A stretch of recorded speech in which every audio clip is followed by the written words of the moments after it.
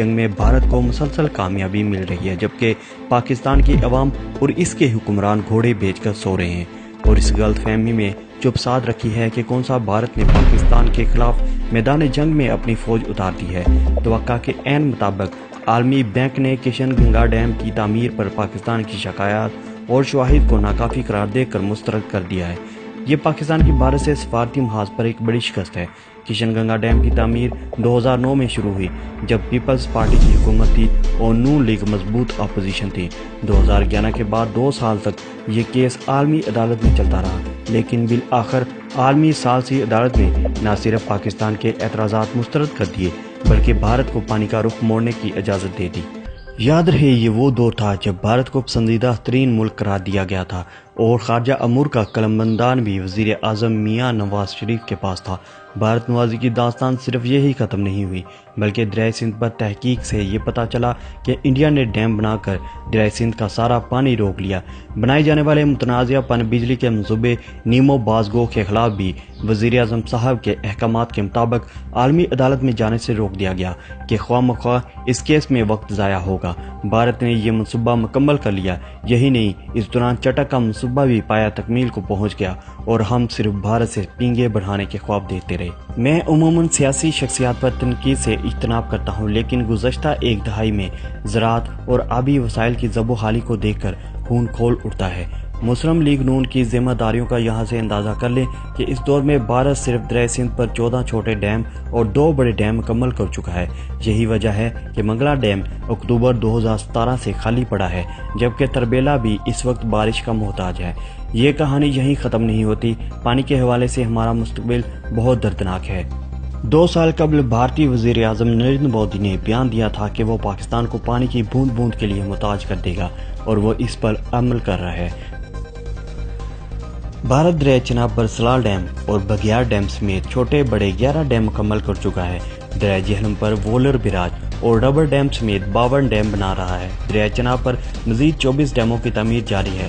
اسی طرح آگے چل کر مزید 190 dam feasibility reports Lok Sabha اور کابینہ کمیٹی کے پروسیس میں ہیں۔ یہ سب کچھ ہمارے سیاستدانوں اور حکمرانوں کی آنکھوں کے سامنے ہو رہا ہے، لیکن کسی کو اس سے غرض نہیں۔ کوئی ووٹروں کو عزت دینے کا مطالبہ کر رہا ہے، کوئی مذہب پر سیاست کر رہا ہے تو کوئی بھٹو کے نام پر ملک لوٹ رہا ہے۔ اگر یہ مسئلہ کسی پارٹی کے منشور میں شامل نہیں ہے تو اس کے ذمہ دار ہم ہیں۔ عوام کے ووٹ دینے کے معیار نالیاں پکی کرنا، کیمے والے نان یا نام نہاد نمائشی اسکیمیں ہیں۔ دراصل عوام ذہنی غلام بن چکے ہیں جن کی سوچنے سمجھنے کی صلاحیتیں ان کی سیاسی خداؤں کے تابع ہیں۔ اگر مجھ جیسے کم علم کو یہ حقائق ملکی مستقبل کے لیے فکر مند کر سکتے ہیں تو ہمارے نام نہاد دانشور اور میڈیا ہاؤسز کیوں انہی موضوعات پر خاموش ہیں؟ کیونکہ ہم بطور عوام ان موضوعات پر بات کرنا ہی نہیں چاہتے۔ مجھے سیاستدانوں سے گلہ نہیں، کیونکہ ان کی جائیدادیں پاکستان سے باہر ہیں۔ خدا نخواستہ پاکستان پر کوئی آنچ آئی تو وہ اسے چھوڑ کر باہر بھاگنے میں دیر نہیں کریں گے۔ مجھے شکوہ عام لوگوں سے ہے جنہوں نے یہاں رہنا ہے۔ خدا وہ دن نہ دکھائے جب پانی کے گھونٹ کے لیے ایک بھائی دوسرے کا گلا کاٹ رہا ہو۔ بھارت یہ سب اپنے کسانوں کے لیے نہیں کر رہا، بلکہ اس کا مقصد پاکستان کو بنجر کر کے اس کی 22 کروڑ عوام کو بھوکا اور پیاسا مارنا ہے۔ بھارت کو علم ہے کہ پاکستان کی فوج سے جنگ چھیڑنا اپنی تباہی کے مترادف ہے، کیونکہ پاکستان کی یہ پالیسی ہے کہ اگر بھارت سے جنگ ہونے کی صورت میں اگر پاکستان کی سلامتی کو ذرا سا بھی خطرہ ہوا، پاکستان ایٹم بم استعمال کرے گا۔ لہٰذا انتہائی چالاکی کے ساتھ بھارت پاکستان کو تباہ کر رہا ہے اور اس جنگ میں بھارت کو نہ تو پاکستان کی فوج کا سامنا کرنا پڑے گا اور نہ ہی پاکستان کی 22 کروڑ عوام کا۔ پاکستان کی عوام یہ مت سمجھے کہ کیا ہوا اگر بھارت ہمارا پانی روک بھی لے تو ہمیں پینے کے لیے پانی ملتا رہے گا۔ شاید عوام یہ سمجھ رہی ہے کہ ان کے گھر میں کیا گیا بور پانی پینے کے لیے اور زراعت کے لیے ٹیوب ویل وغیرہ ان کے لیے کافی ہیں، مگر میں آپ کو بتا دوں کہ اگر آپ کے دریاؤں کا پانی روک لیا گیا تو آپ کے گھروں میں کیا گیا بور اور ٹیوب ویل بھی آپ کو پانی دینا بند کر دیں گے، کیونکہ زیر زمین پانی کی سطح نیچے چلے جائے گی، زمین اناج اگانا بند کر دے گی۔ پاکستان میں جو قحط سالی جنم لے گی وہ انتہائی خوفناک صورتحال اختیار کر جائے گی۔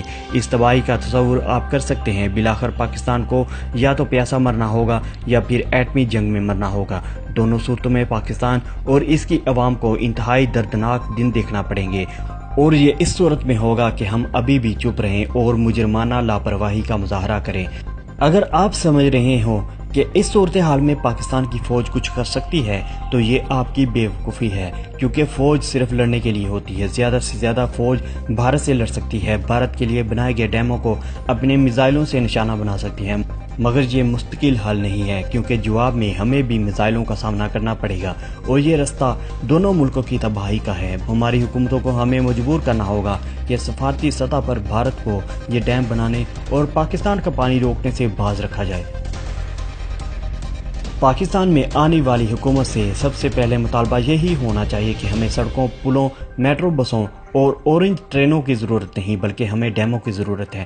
جتنا پیسہ ان کاموں پر خرچ کیا جاتا ہے، ان کا 1/4 حصہ بھی اگر ڈیموں پر خرچ کیا جائے تو پاکستان میں زراعت کو فروغ ملے گا، پانی کی کمی دور ہو جائے گی، بجلی وافر مقدار میں پیدا ہوگی اور سستی بھی ملے گی۔ ہماری صنعتیں ترقی کریں گی، کیونکہ ہماری آدھی سے زیادہ صنعتیں بند پڑی ہیں، جس کی سب سے بڑی وجہ بجلی کی قلت ہے۔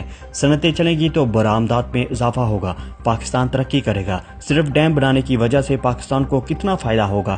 خدا کے لیے اپنی نسلوں کے لیے آواز اٹھائیں۔ یاد رہے، بھارت پاکستان کو اس فائدے سے دور رکھنے کے لیے پاکستان کی حکومتوں کو بھاری معاوضہ دیتا آیا ہے، تاکہ حکومتیں ایک تو پاکستان کے لیے ڈیم نہ بنائیں اور دوسرا سفارتی سطح پر بھارت کو غیر قانونی ڈیم بنانے سے روکیں، اور تیسرا یہ کہ پاکستانی خزانے کو فضول کاموں میں جھونکا جائے۔ پاکستان کے خزانے کو تباہ کرنے کے لیے بھی بھارتی حکومت پاکستانی حکمرانوں کو بھاری معاوضہ دیتی ہے۔ دوستو، اس ویڈیو کو زیادہ سے زیادہ شیئر کیجیے تاکہ عام پاکستانی یہ سمجھ سکیں اگر آپ کی گلی یا محلہ پکا نہ ہوا تو آپ پیاسے یا بھوکے نہیں مر جائیں گے، مگر اگر آپ کے ڈیم نہ بنے تو آپ اس سے پیاسے یا بھوکے مر سکتے ہیں۔ ہماری ویڈیو کو لائک کیجیے اور ہمارے چینل کو ضرور سبسکرائب کیجیے۔ شکریہ۔